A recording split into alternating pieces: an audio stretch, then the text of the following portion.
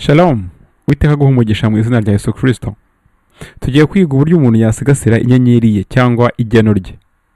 Buriya kuvuka k'umuntu si bwo bwa mbere ababayeho, ahubwo umuntu aba yarabanje kubaho mu migambi y'Uwiteka, noneho ya migambi y'Uwiteka igashyirwa mu bikorwa umuntu akavuka. Iyo umuntu rero avutse avukana inyenyeri cyangwa se avukana umugambi Imana imufiteho. Icyo uzaba cyo Imana ibikuzi. Mu by'ukuri rero Imana irakuzi kandi Imana yaragutoranije. Umugambi w'umubi rero ni ukugira ngo aburizemo umugambi w'Imana ku buzima bwawe. Umuryango rero ugira abantu b'uburyo bubiri.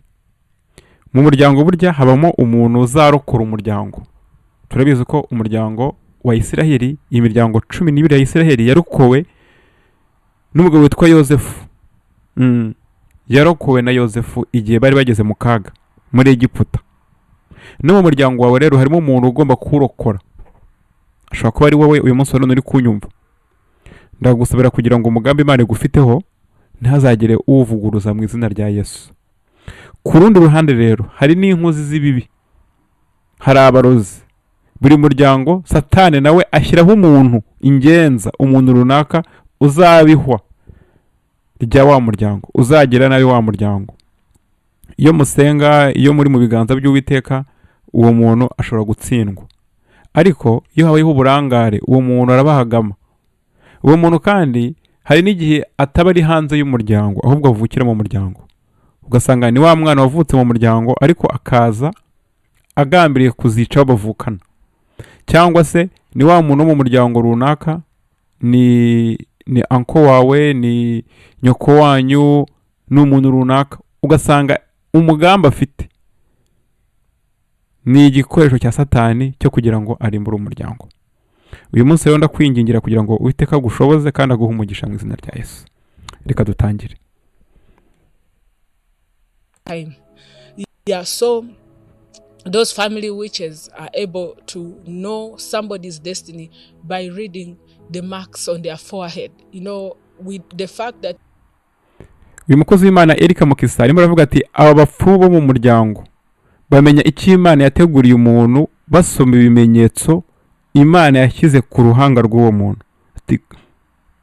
Ati kuko burya umuntu wese iyo aremwa n'Uwiteka, Imana imushyiraho ikimenyetso mu ruhanga. you cannot see the mark on somebody's forehead doesn't mean that they don't have marks. So everybody who has a great star, when a sorcerer or a satanist looks at them, they can be able to read and see that this person has a star. But how do they see? They are marked. Great people. Arakomeza agira ati rero kuba utabona ikimenyetso ku muntu ntibivuze ko kitamuriho. Atahubwo buryo umuntu Imana yateguriye kuzaba udasanzwe muri buno buzima, Imana imushyiraho ikimenyetso. Uburyo rero babireba nuko bakurikirana cya kimenyetso Imana iba yaragushyize mu ruhanga. Are marked. So that's how they are able to notice. Like, I'll give an example. When Jesus was born, there was a history. They had already written about that star that is going to be born. But there are these wise men or the magicians who are able to follow the star and get to where the child. Arakomeza agira ati rero buriya iyo umuntu avuka koko abafite inyenyeri, atanga n'urugero aravuga ati buriya Yesu mbere yuko avuka ibizamubaho byari byaranditswe n'abahanuzi, ndetse igihe yavukaga hari abanyabwenge babashije kumenya inyenyeri ya Yesu ndetse barayikurikirana bajya kumureba. The child was, and Herod also wanted to know where the child was so that he goes to destroy him. But what he said is, when you see where this baby is, just let me know so that I can go and worship him. And you find that this abanyabwenge rero nubwo bari bazanywe n'ikiza baje kureba umwami Yesu ndetse no kumutura amaturo yari akiri akabebe, ariko hari n'undi mugabo witwa Herode yari umwami icyo gihe cyangwa se yari umuyobozi icyo gihe. We rero nawe yasobanukiwe iyo nyenyeri nawe ubwe, ariko abwira ba banyabwenge ati nanjye mumbwire niba basha kubona uwo mwana nanjye njye kumuramya. Ariko mu by'ukuri Herode cyamugenzaga kwari ukwica wa mwana kugira ngo icyo Imana yamutoranyirije kuba cyo akiburizemo. Nguko rero uko abarozi bakora, baza muri ba bandi baje kureba umwana nyine baje kwishimira ko umwana yavutse, ariko mu by'ukuri nta kindi kiba kibagenza, ni ukwica wa mwana. Kwica wa mwana rero nta kindi babagambiriye, ni ukugira ngo ya nyenyeri bayishimute, cyangwa se ya nyenyeri niba badashoboye kuyishimuta bayice iveho burundu. Family witches also do the same. Oh wow, I just want to see that baby, congratulations. And when they are holding the baby, they are already seeing the mark on the child's life. So uyu mukozi w'Imana nawe nibyo avuze, aravuga ati buriya abarozi nabo iyo baje kureba umwana wavutse baba bameze nk'ababyishimiye, bati ati ni byiza cyane umwana yavutse, bakamuterura. Atariko mu by'ukuri iyo bateruye wa mwana baba barimo bareba ya nyenyeri Imana yamuhaye, bagambiriye kuba bamukorera nabi. Inyenyeri bakaba bayishimuta cyangwa se bakaba banayangiza, kuko abarozi burya ni abantu babi. Aravuga ati ubwo ntayibonye inyenyeri ye, reka twese tuyihombe. Ubwo akazi kawe ntagatwaye, reka twese tukahombe. Kuko hari umurozi ugukura mu kazi atari uko agiye kukajyamo, ahubwo avuga ati ubwo ntakagiyemo nawe akabure, cyangwa se akaba yagukura mu rushako rwawe, wari ufite umuryango wishimye, wari umeze neza, akaba yasenya urugo rwawe, ntagiye kurujyamo, ahubwo akavuga ati twembi tubihombe burundu. Ngiyo rero imikorere y'abarozi. Abarozi ni abantu babi cyane. They start now fighting the child. They try to swap the child's destiny. They also know how to read palms. Niyo mpamvu ubona umuntu uzaba udasanzwe ahura n'intambara akiri mutoya. Twavugaga Yesu uburyo yatangiye ahura n'intambara akiri mutoya. Urabizi abantu bakomeye bose bagiye bahura n'intambara bakiri batoya. Muramuzi Mose nabo buryo yahuye n'intambara zidasanzwe akiri umwana muto cyane. Farawo yifuje kumwica kugira ngo atazacungura Abisiraheli. Nguko rero uko bikora. Aba barozi rero batangira guteza umwana akiri mutoya intambara, akazakura ari mu bibazo, akazakura yari yihebye, akazakura ubuzima bwaramushaririye ku buryo umugambi w'Uwiteka uzamunyuraho igihe atabaye maso, cyangwa se igihe adakuriye mu biganza by'ababyeyi bakunda Imana basenga. Ugasanga koko igenero rya wa mwana bararishimuse cyangwa se bararyangije riburijwemo. Arakunda rero avuga ati bagira n'uburyo bwo gusoma ibiganza. Buriya rero inyenyeri yo isobanura ikuzo, icyo uzaba cyo, umugambi Imana igufiteho muri rusange. Ariko ibiganza nabyo bifite ubusobanuro budasanzwe mu isi y'umwuka, kubera yuko ibiganza byerekana imirimo y'amaboko yacu. Iyo umurozi rero yabashije kumenya ibiganza byawe akabisoma, ashobora kuburizamo icyo uzaba cyo, akazi uzakora, ndetse n'inyungu wari kuzagira mu buzima bwawe bwa buri munsi. Readers, what they do, because God said he will bless the works of our hands. There are people who are naturally blessed. These family witches, when they see that, abapfumu rero buriya bazi kureba, cyangwa se n'abarozi bazi kureba umuntu uzaba udasanzwe, uzakora akazi kamuhesha umugisha. Barakureba bati uyu muntu azaba umuganga, uyu muntu azaba umwarimu, uyu muntu nanahinga bizakunda. Noneho wa mugisha ufite, ya mirimo y'amaboko yawe bakaba bayisoma mu biganza byawe, bakaba bayishimuta. Niyo mpamvu rero bura nk'umunyabwenge kugenda uherekana ibiganza n'abo ubonye bose. Urano ntabwo ari byiza kugenda usuhuza abo ubonye bose. Gusuhuza ni umuco mwiza, ariko tugomba kuba maso kuko abantu babaye babi. Tugomba kuba maso kuko ntabwo abantu bose muhura ari abeza. Cyangwa babandi baza basuhuza abana bawe, ntabwo uzi abo bantu uko bameze. Birashoboka ko wenda utanabuza umuntu gusuhuza abana bawe cyangwa nawe kugusuhuza, ariko byibuze ukamenya gusenga. Nyuma y'umunsi ugiye kuryama cyangwa mbere y'uko uryama, ukabanza ugasenga, ukamenya yuko hari abantu bashobora kuba bagushuhuje nta kindi bagambiriye gushimuta imirimo y'amaboko yawe. Hari abantu bakoze mu ruhanga rw'umwana wawe cyangwa mu mutwe we, nta kindi bagambiriye ari ukugira ngo babure, bashimute icyo Imana yamuhaye.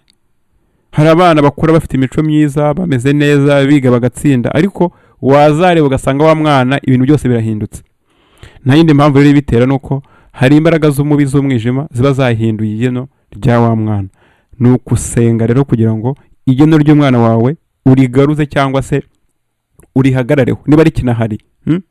Kuko ntabwo dusenga kuko dufite ibibazo gusa, ahubwo tunasenga nk'uburyo bw'ubwirinzi cyangwa ingamba zo kugira ngo dukumire ikibi cye kutugeraho. Kuko burya kwirinda biruta kwivuza. They start now trying to steal. If they can't, they want to kill. And then the other thing that they use to abarozi rero nyine niko bigenda nyine, iyo abonye atagera ku cyo ufite ngo akibemo, niba ari umutungo ufite akaba atashobora kuwushimuta ngo awutware, arawangiza n'ubundi mwembi mukawuhomba, kuko ikineza se kibi. Nubwo turi kuvuga ngo ni abarozi cyangwa ngo ni abapfumu, ariko burya uwo bakorera ni Satani. Satani rero anezezwa no kubona tubabaye, tubayeho nabi, dushavuye, ubuzima bwacu ari bubi, buri mu byago. Or to put somebody down is when they send monitoring spirits, and how they send these ubundi buryo rero inkozi z'ibi zikoresha kugira ngo zangize ahazaza h'umuntu, cyane cyane guhera ari mutoya cyangwa se n'ubwo waba ukuze, bakohereza imyuka icunga, ya myuka ikugenzura, za maneko.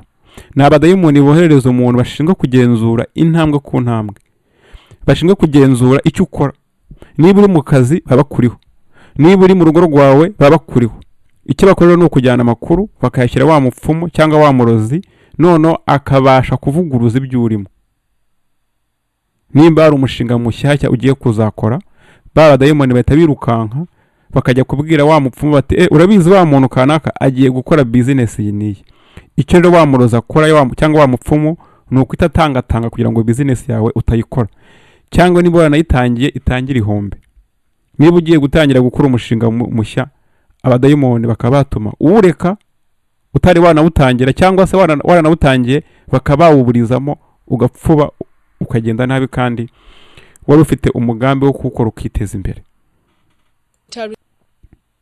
Spirits, they plant them either in a person, depending if the parents are not so prayerful, they expose their children anyhow, send them to relatives, even those that are not born again. Uyu mukozi Imana yaravuga ati aba barozi cyangwa izi nkozi z'ibibi ikintu zikora ni ugufata ya myuka bakayikubibamo, bayikubibamo, kuko murabizi ko ijambo ry'Imana rivuga ngo igihe abana b'Imana bari basinziriye, umwanzi yababibyemo urukungu. Hari igihe umuntu inkozi z'ibibi zimwoherezamo ino myuka y'ikuzimu, iyo myuka y'ikuzimu nta kindi gambiriye ari ukumugira nabi. Hari igihe abantu bohereza abana babo ngo mu bavandimwe kubasura cyangwa no mu nshuti, ariko mu by'ukuri ntabwo ubuze ibyo birirwa amanywa n'ijoro, ntubona hari ngo basengere. Ni ukuba maso rero, cyangwa nawe aho ubujya hirya no hino, hari igihe aho ugiye uhavana izo kabutindi zigambire kukugenzura. Akaba ariyo mpamvu rero burya nyuma y'uko umunsi urangiye umuntu agomba gusenga akirukana ibyaba byamukurikiye biza kumugirira nabi. These relatives have the ability to use that as an opportunity because they are connected in blood, so they are able to send. Imana yaravuga ati buriya nk'umuntu mufitanye isano kukugirira nabi biramworohera, kukoherezamo ino myuka igenzura biramworohera, kubera ko musangiye amaraso. Mu by'ukuri amaraso yawe nayo bifitanye isano, kuba rero yagira icyo gukorera kibi biramworohera cyane. Akaba ariyo mpamvu nyine dukwiye kuba maso. Sinkubwiye ngo wanga abavandimwe bawe cyangwa mufitanye isano, ariko ni ukwitonda cyane niba musangiye isano atari abakristo bubaha Imana cyangwa bagaragaza imbuto z'abihannye. Icyo gihe rero bisaba ko witonda ukaba maso. Monitoring spirits in a person or to a person. Now, how you know that you're having a monitoring spirit is when you cannot hold or keep a secret, even when it's going to cost you.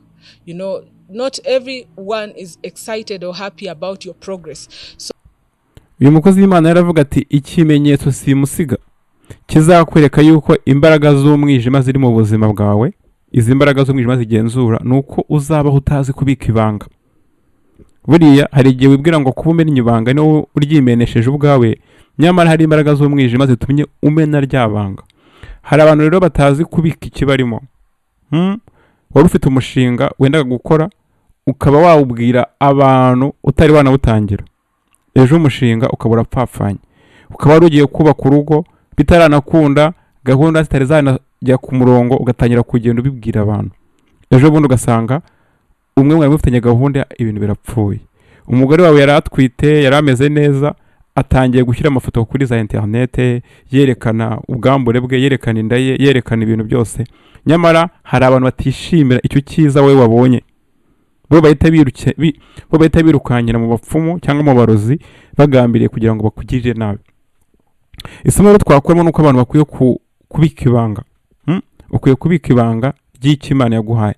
Niba ari akazi urimo, niba hari umushinga urimo, ukamenya gusigasira ayo makuru. Bibiliya nayo irabivuga ati ntukagire icyo utangaza. Bibiliya yo ijya kure ikavuga ati n'umugore mubana ntukwiye kumutangariza byose. Simvuze ngo ntukizere umugore wawe, ariko buriya hari ikintu Imana ibigufiteho biba ngombwa kubika. Biba ngombwa kubika kugira ngo icyo kintu kigere ku ntego yacyo. Before something materializes, it's important for people to keep it as a secret. But there are people who can't even keep their own secrets. Yeah, so Atero buriya hari abantu badashobora kubika ibanga, kandi na mbere y'uko ikintu kiba cyagerwaho, cyagera ku ntsinzi cyangwa ku musaruro, bakaba batangira kukivuga bakibwira abandi bantu. Ibyiza rero ni ukubika ibanga, ugakora umushinga wawe, ugakora icyo ugambiriye, noneho ahubwo abantu bakazabona imbuto urimo zisarura. Si ngombwa kubwira abantu ko ugiye guhinga, ugiye kubiba. Reka babone imbuto urimo zirya umerewe neza. Reka bakubone mu kazi waraguwe neza, umeze neza. Wibabwira utaranayitangira. Reka babone abana bawe bakura, bayoberwa igihe wababyariye. Reka babone umushinga wawe ukora utera imbere, bayoberwa igihe wawutangiriye. Ngayo nguko rero bene data, muri make rero tubonye yuko umuntu agira inyenyeri yawe ugomba kuyihagararaho, ugatangira gusenga. Tangira usenge uvuga uti Uwiteka ndakwinginze ngo inyenyeri wampaye, igeno wampaye uririnde, kandi iryo geno ndigereho mu izina rya Yesu Kristo. Imbaraga z'umwijima zigambire gushimuta igeno ryanjye, izo mbaraga zikumirwe, zirukanwe mu izina rya Yesu Kristo. Kandi unasenga isengesho ryirukana imbaraga z'umwijima zaba ziza kugenzura ubuzima bwawe. Uvuga uti imbaraga mbi zose z'umwijima zaza kungenzura, zaza kungambanira, izo mbaraga mbi ndazirukanye, ndazishwirageje mu izina rya Yesu Kristo. Muvandimwe rero Uwiteka guha umugisha. Nahangaho nsoreje, nkaba ngira ngo wowe utarakora subscribe, kora subscribe kugira ngo njye nkugezaho ibiganiro byiza. Kandi ibiganiro unabisangiza abandi. Hariho umuntu wasangiza kino kiganiro kikamugirira umugisha. Uwiteka guha umugisha rero kandi agukomeze mu izina rya Yesu Kristo. Shalom.